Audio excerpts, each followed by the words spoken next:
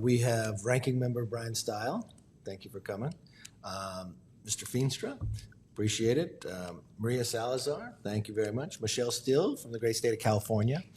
We appreciate it as a colleague. And we have three other businesses here, and we'll introduce them in a moment, and I'll have the members introduce their small business here. But really what we're really talking about today is small business. And one thing that is just devastating to this country that is happening is inflation.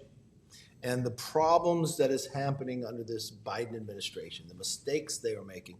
When you think just in the short time period of what they've been able to do, inflation that we haven't seen since the early 80s. And it's a regression. It's probably the most painful thing you could do to the entire country. It's a tax on everybody. But when you think about a small business that's just come through a pandemic, what's compounded upon that is the mistakes this administration made, but the number of regulations that they're putting on them.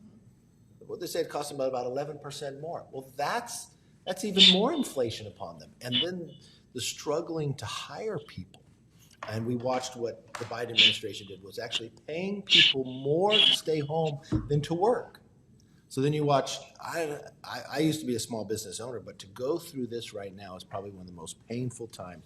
The price increases and then the gas prices. We watched what the Biden administration did when they first came in, attacking the energy industry. What did they think the price of gasoline will get to?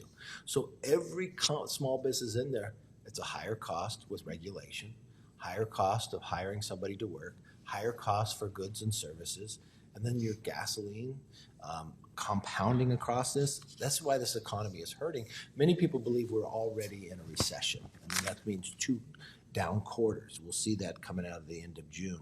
But a lot of that is created based upon what the administration has been doing. And then compounded on that, the crime crisis. Think about what you're doing in your small business and what you have to expend on security and others that you haven't thought of in the past. And that's the discussion I want to have today.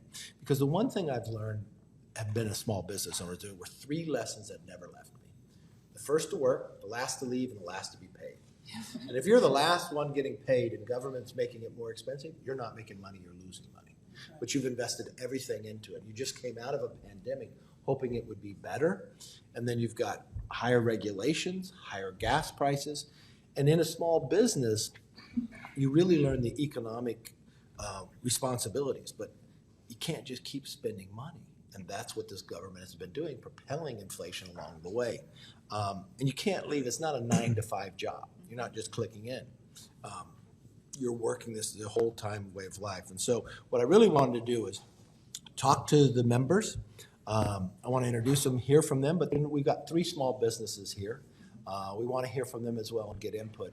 A lot of you are working on issues such as this, and I believe Washington would do so much better had they listened to their district, and especially listen to the small businesses, because that's where people are being hired. That's the place of where growth is. And if small businesses are hurting and can't start more, the future doesn't look bright for us. But if small businesses can, the future is even brighter.